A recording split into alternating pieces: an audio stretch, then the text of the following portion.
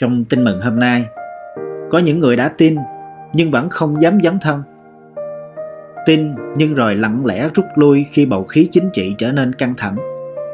Tin nhưng đứng ngoài cuộc khi Đức Giêsu bị đe dọa bắt bớ. Một đức tin không dẫn đến hành động, không kéo theo chọn lựa, thì cũng chỉ là một cơn xúc động tôn giáo thoáng qua.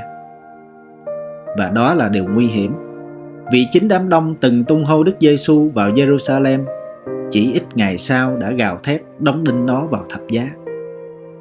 Lòng tin dễ đến, nhưng sự trung tín thì hiếm.